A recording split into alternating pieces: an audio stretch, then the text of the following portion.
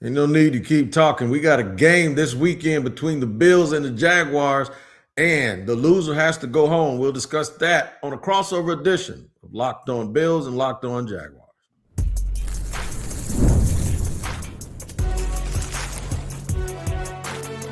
You are Locked On NFL Crossover, part of the Locked On Podcast Network. Your team every day. In fact, it is your team every day, and we thank you for making us your first listen on both Locked On Jaguars and Locked On Bills on this Thursday crossover that is presented by Prize Picks. Download the app and use the code Locked On NFL to win $50 instantly when you play your first $5. I am Tony Wiggins, the host of Locked On Jaguars. He is Joe Marino, the host of Locked On Bills, and a whole bunch of other podcasts. My man Joe's one of the best in the business. We're going to give it to you like you can't get it anywhere else today. Talk about the biggest storylines first, game-changing matchups, the winning formula, and maybe I'll get a game prediction out of Joe. We'll see if we can get that done. But make sure you tap in wherever you get your podcast, whether you watch or listen, because we are a part of the #1 sports podcast company in the world. Joe Marino, what is going on, my brother? It's been too long. Well, listen, I'm just glad we got a chance to hook up for a crossover this year. Obviously, it didn't work out in the regular season, but here we are. It's playoff time, and it's a big opportunity for the Bills, the smallest market team in the AFC, to head down to Florida and play one of the hottest teams in the NFL. Yeah, man, don't be trying to steal our motivation and be small market, man. Y'all are blue blood in the NFL. We the ones that everybody's always picking on, dog, and we got to use that motivation for ourselves. Don't be trying to steal reasons for y'all to be all pissed off at us. You get to be the home underdogs, man. I got to cling to the smallest market thing. The Bills, the Buffalo market, 24% smaller than Jacksonville. You know, it's a big stage for Buffalo. Yeah, it is a pretty big stage. Last time y'all came down here, my wife said, "Look, we live in the South. Why are their trucks so dirty?" I said, "Baby, their trucks aren't dirty. That's salt. That's because of snow. They drive through snow, and you don't want to be washing that stuff because it's gonna come right back on you." And they came down here and took over a wing spot over here in one of these real good neighborhoods and said that they conquered Jacksonville. Let them know, Joe, that if they come back this time, I got some spots. That might not go too well if they come back down here, but let's just go. Hey, tell your guys to hold on to their tickets, man. Don't sell them. Go to the game. Go to the game, man.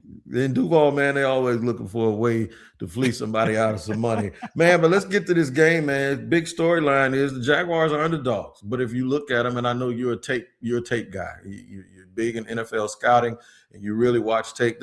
In my opinion, the Jacksonville Jaguars, in terms of balance with offense, defense, and special teams, they're the hottest team and the most complete team in these playoffs, if you ask me.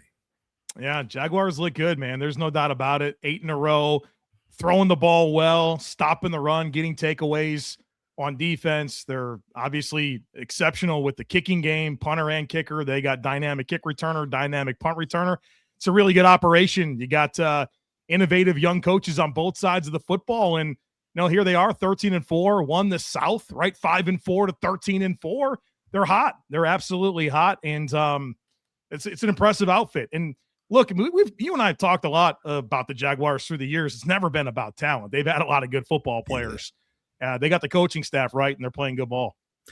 This alignment thing, and I know it's a word that now I used to use it all the time, but now it really is. People going to probably get alignment fatigue. You know how people wear things out, but it looks like that's a big deal these days because, like you mentioned, and people thought I was like a big Trent Baalke hater, the guy that got fired as the GM. I didn't really dislike Trent as far as his talent procurement. As you look at it, you can see in Dallas, anybody can draft people. Team building is totally, totally different. And I know that's right in your wheelhouse when you want to talk about how to build a staff and how the coach and the GM all have to be in alignment. That's really what it is here. Give me your thoughts on it from the outside looking in with the Jaguars. That alignment looks like it's working pretty good, and it's going to be a copycat thing around the NFL. Well, there's no question. And I think the winding path to get here was obviously very interesting, where the commitment to Baalke, and then Cohen's coming, he's not coming. Baselli gets involved, but I think you can zoom out. James Gladstone, of course, a big part of this operation, and you could feel that alignment. And I've really enjoyed, just as a fan of football, the content that the Jaguars YouTube has put out, kind of going through those, 4 or 5 games, and then, kind of going through those 4 or 5 games. And I think you can zoom out. James Gladstone, of course, a big part of this operation, and you could feel that alignment. And I've really enjoyed, just as a fan of football, the content that the Jaguars YouTube has put out, kind of going through those stories and behind the scenes stuff. I'm a sucker for all that stuff, and I really enjoyed it with Jacksonville. And I didn't know how it was going to go. Things started looking a little goofy, man. I think anybody could realize that. But then even the Travis Hunter trade, I'm like, really, this is kind of nuts. But then you just kind of saw it come together. Two huge trades. Let's be honest about it. The Jacoby Myers trade, the Greg Newsome trade, getting really good fits for the schemes that they want to run, and then just optimizing the talent. And you saw really coming out of that overseas trip, this team really find itself and play good football. They are aligned. You could tell there's a lot of energy. There's confidence, and I get it. I mean, it's something that they've earned here this year, and very quickly went from a team that nobody can really figure out what's going on to, here it is. Here's the vision, and I think it does speak to an organizational alignment. Yeah, so on Locked On NFL, we use clips from local experts, and I'm always pulling Joe Marino clips. So I know one of the things that you have talked about all year is the lack of defense with the Buffalo Bills. Something I'm going to press you on a little bit. I'm going to ask you about that because I think you're absolutely right. With no Joe Burrow, with no Lamar Jackson, and the big one is Patrick Mahomes, is there pressure now on quarterback Josh Allen to actually perform this year and get over the hump? It seems like it's natural that it would happen because there are no obstacles, or at least there are no familiar obstacles in his way. Yeah, that's such an awful talking point, in my opinion. If you're talking about the Bills' playoff failures, let me tell you who has nothing to do with it. It's Josh Allen, who's probably, respectfully, maybe the greatest statistical quarterback the postseason has ever seen, the greatest touchdown to interception ratio, the most touchdowns per game ever by a quarterback in the playoffs. So the Bills not getting over the hump really has a lot more to do with that defense that has been dreadful in those elimination games against Patrick Mahomes and against Joe Burrow. And so, yeah, I guess you could look at it and say those guys aren't in there, and this is a really ripe path for the Buffalo Bills. But at the same time, I think this has probably been the worst Bills team since they've had the glow up of an upper echelon team, which really kind of happened back in 2020, 7 straight playoff appearances. They've won a playoff game in each of the last, 5 years, they've won at least one playoff game. They're a battle tested team, but this team doesn't really feel like the best version that we've seen. And there's been a lot of highs and lows, certainly a very capable rushing offense, the best in the league. But can the passing offense find consistency? Do they have the weapons to really maximize what Josh Allen can do defensively? They've played a lot better down the stretch, but do they have the pass rush?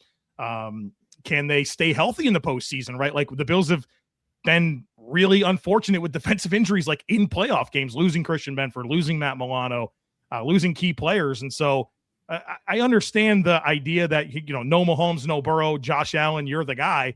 But, I mean, come on. We're smarter than this, right? Football's the ultimate team sport. It's a lot bigger than Josh Allen. I think Josh Allen will do his part. Hopefully the rest of the operation can as well. Yeah, I used to always beat them up for trading to the Chiefs, allow the Chiefs to get Patrick Mahomes. And a guy here in Jacksonville, Brian Sexton, a long time, used to be the voice of the Jaguars broadcast. He told me, and he told me this before it was obvious. He said, "Oh no, them people in Buffalo ain't mad about Patrick Mahomes. They love that kid." I'm like, "Josh Allen, you crazy, man? You're talking about Patrick Mahomes." He's like, "Wig, trust me." So when somebody is in the know like that and they tell you, I had to pause a little bit on that. Buffalo traded the picks, got the picks and traded the pick to Kansas City so Kansas City can take the dude that's going to beat them forever.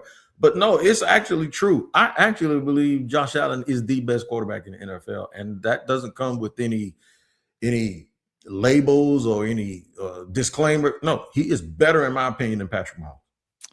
Yeah, I mean, those are your words. I certainly believe it as well, especially lately. I think Patrick Mahomes has been a little bit removed from playing his best football. But, yeah, I mean, look, the stage is set for Josh Allen, but he's also playing through a foot injury. No matter what you hear from Josh Allen or Sean McDermott, it's a big deal. He is battling through this, and I worry about how that limits his mobility, which I think is a huge part of who Josh Allen is.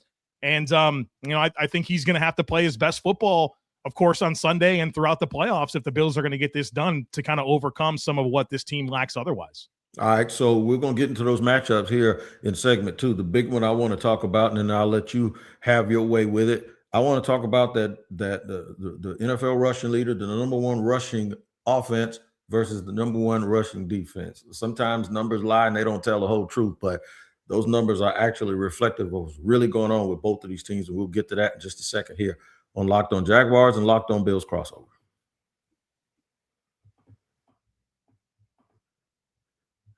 All right, man, all you GMs out there, I got some news for you. You can actually be a quarterback now, too.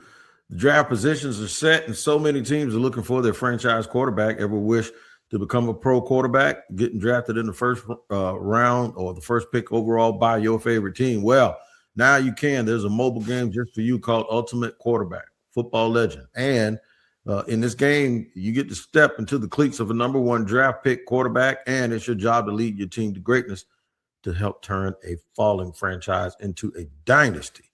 Look, it's totally free to play and has no ads, and it works 100% offline. Perfect for when you want to sneak in a quick game or two on the go. I do it when I'm on an airplane. I love it doing it when I'm flying because I go in airplane mode and it keeps on working. All right, so just head over to ultimate-qb.com. That's ultimate-qb.com, or search for Ultimate QB in your app store. We've got something special for you guys. Use the promo code Locked On, all caps, in the game store to get a free boost to the start of your career. That's Ultimate QB, Football Legend, QB1. It's your legacy. And today's show is also sponsored and brought to you by ZocDoc. If you followed me for a while, you knew I had some health issues, and you know what? I found the right doctor that got me on the right track. So people say, Wig, you're always sick. I'm not always sick. I'm always trying to get healthy because I had to find the right one. And finding a doctor you actually like can feel like discovering a diamond in the rough. You want someone in network, nearby, and availability. But you also want a doctor who really listens, makes you feel comfortable, explains things clearly, and helps you walk out feeling confident about your next step. Your diamond in the rough doctor exists, and finding him is easy with ZocDoc. Stop putting off the doctor's appointments. Go to ZocDoc.com/LockedOnNFL to find and instantly book a doctor you love today. That's ZocDoc.com/LockedOnNFL. ZocDoc.com/LockedOnNFL. Thanks to ZocDoc for sponsoring this message. All right, Tony Wiggins here with Locked On Jaguars, along with Joe Marino from Locked On Bills, one of the best in the business. I don't talk to him enough. I want to call him and bug him all the time, but I can't because I know he's busy. But he's here with us today. We got about two more segments with Joe. Joe, the run game for the Buffalo Bills has been their saving grace a little bit in terms of keeping the pressure off of Josh Allen, and it doesn't allow people to really take advantage of the fact that they may not have that number one traditional wide receiver that can stretch the field and get open, but still, that's going to be the big matchup. Can the Jaguars stop that run with their number one run defense, in my opinion? Yeah, it's good on good, Tony, right? The number one run defense. I think I've heard so many times now that the Jaguars haven't allowed 75 rushing yards to a single player this season. That's only the third time since 2000 that has happened. And it's going to be a good challenge of good on good here. And, you know, I think what makes the Bills run offense really unique is just how diverse it is. They can run gap schemes. They can run zone schemes. And, you know, James Cook is just very good at executing whatever the scheme they want to run is. And if you watch the Bills on a weekly basis, the run scheme will look different week to week. They'll find kind of pressure points that they want to attack, and they'll dress up, you know, the same run concept with a lot of different formations and block it a little bit differently, but conceptually it's very similar. And they'll find something that they like and they'll spam it. And teams really struggle to adjust. And so, you know, that's what's made the Bills rushing offense successful. It's a good physical offensive line as well. But, you know, Jacksonville, certainly the best run defense in the league. And, you know, there's some horses over there in Devon Hamilton and Trayvon Walker. Those linebackers, probably the best pair in the league. And of course, Jerry and Jones in the slot. You know, we've enjoyed in Buffalo, Taron Johnson is a guy that'll fit the run, you know, and it feels like Jerry and Jones is that guy right now.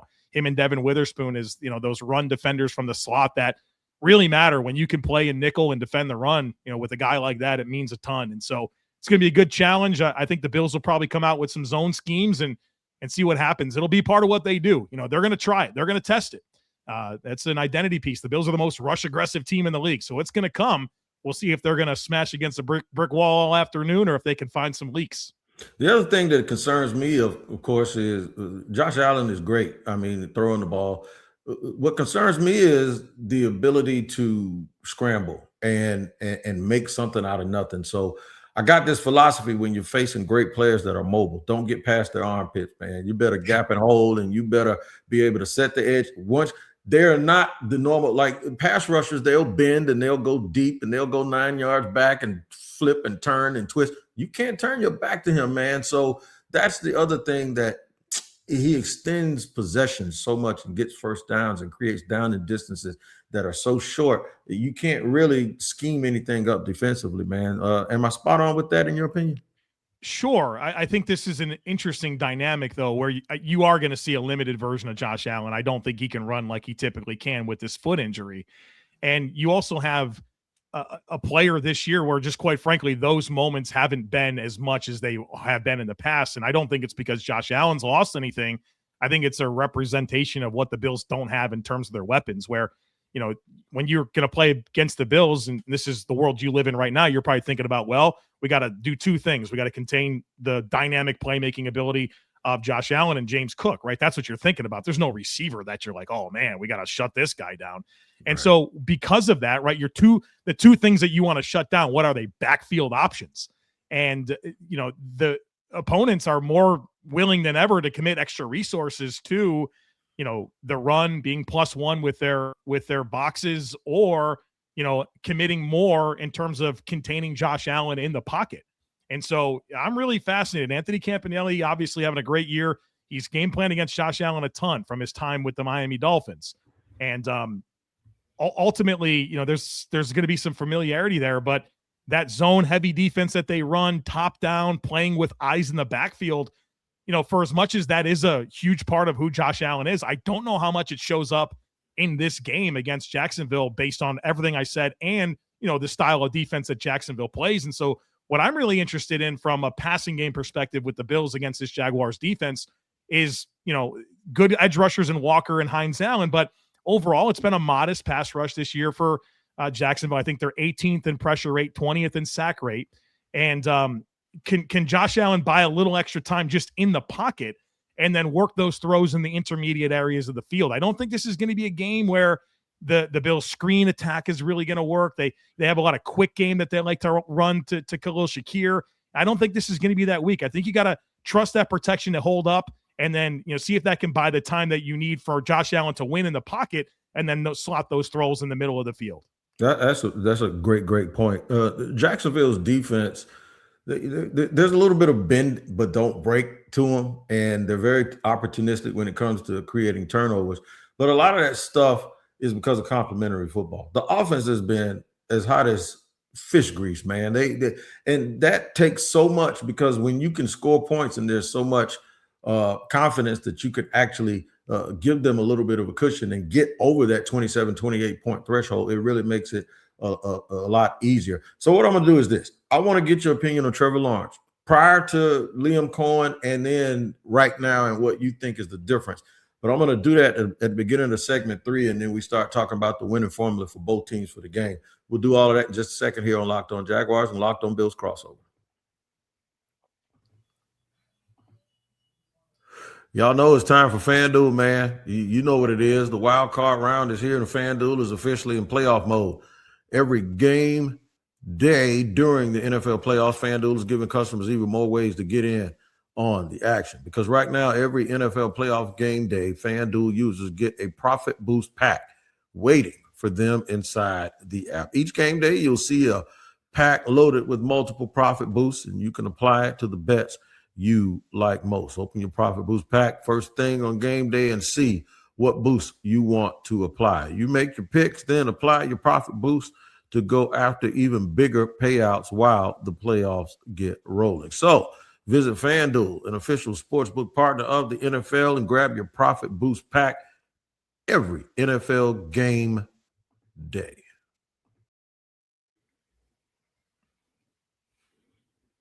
All right, join the Everydayers Club for your favorite team, in this case, Locked On Bills and Locked On Jaguars, just for a $5 fee. That's right. If you're an everyday already, you're going to always get what you get from us already.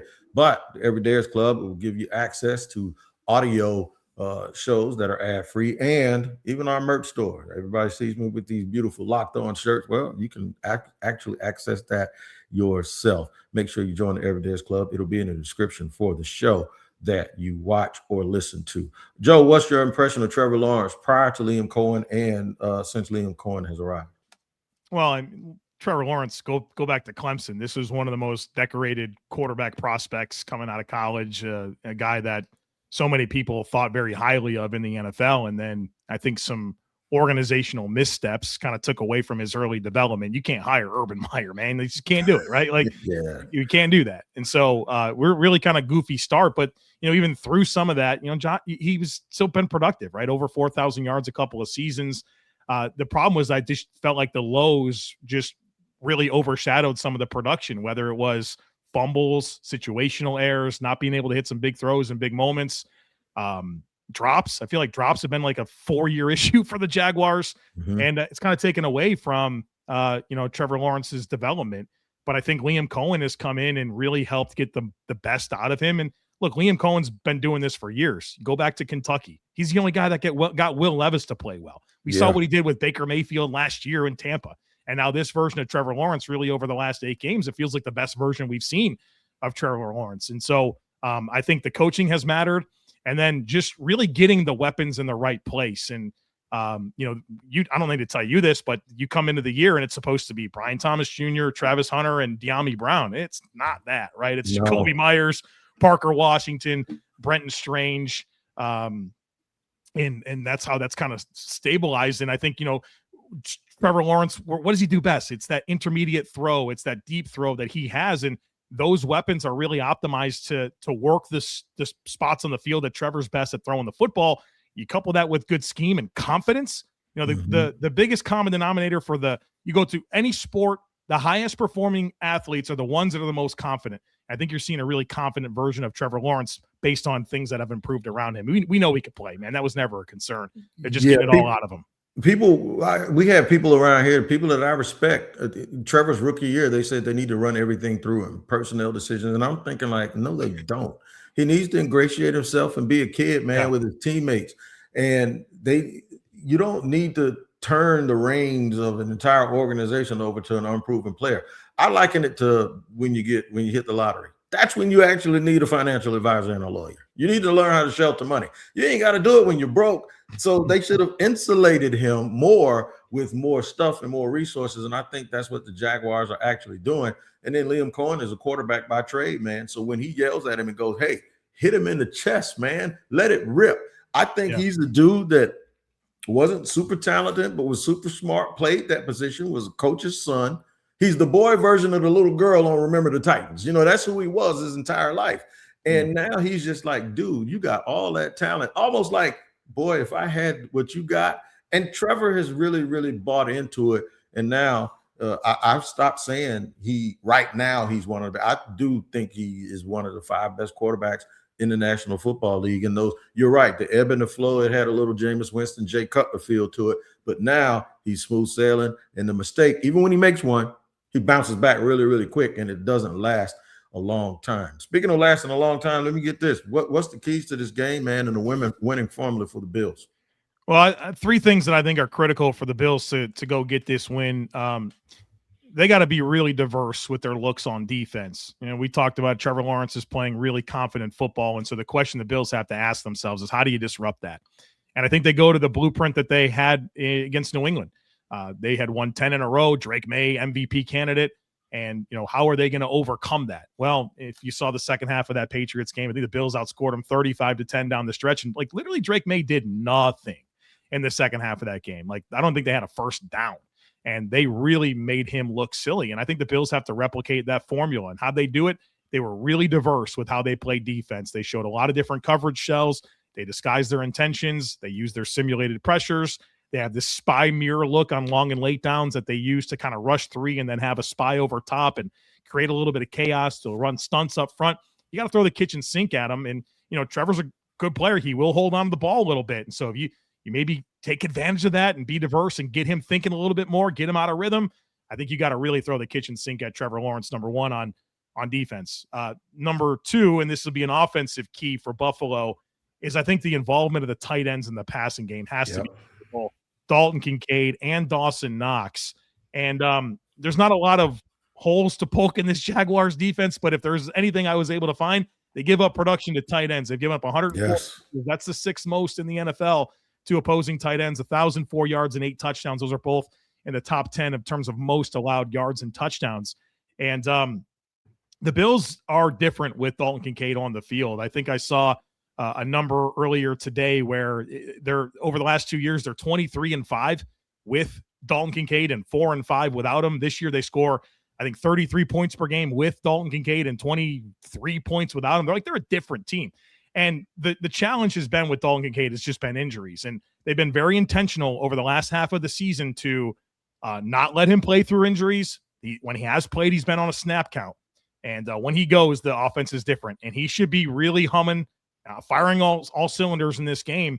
And I think he's got to be a huge part of this passing equation. No, the Bills don't have a number one receiver, but they got Dalton Kincaid, who's a really talented pass catcher that has to be the focal point of this passing game. And you can't sleep on Dawson Knox, who has been a good tight end for a while, and he's been really productive with Kincaid off the field. I think that two-headed monster, if you will, at tight end needs to be really, really involved in this passing game.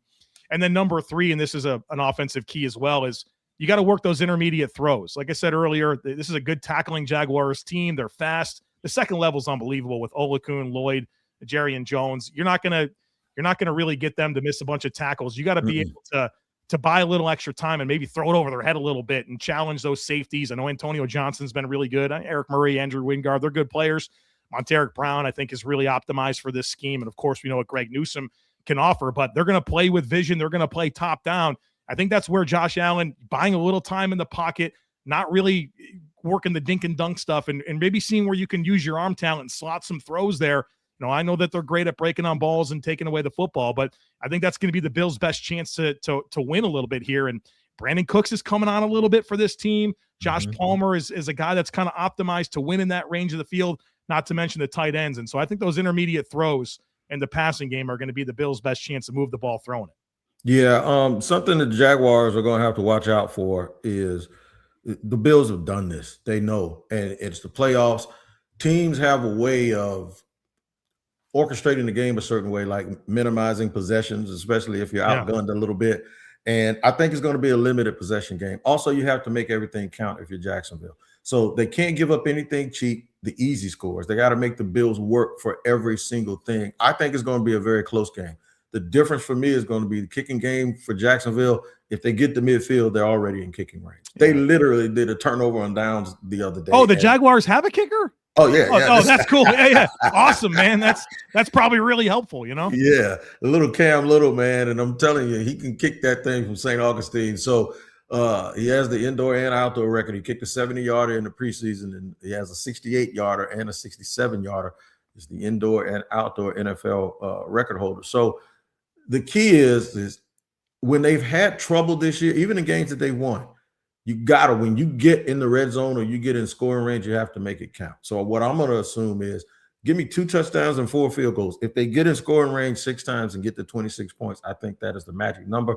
And I'm going to pick them to win the game, man. And I'm not doing that as a Jaguar fan. I'm being as objective as I can. I'm going 26-24, Joe. 26-24. So that's the total of, that's 50. The over-under on this game is 52.5. Did you know it's the highest implied over-under of any playoff game this week, which I found to be very interesting because like the Jaguars defense, we've talked all about how good it is.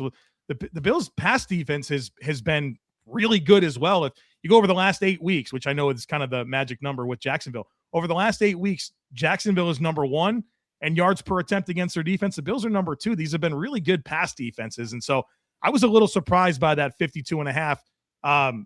More so that it's the highest implied over under. Listen, I think the Bills have a big challenge on Sunday. I don't know how much experience in Josh Allen helps overcome, I think, some issues on this roster and how well Jacksonville's playing.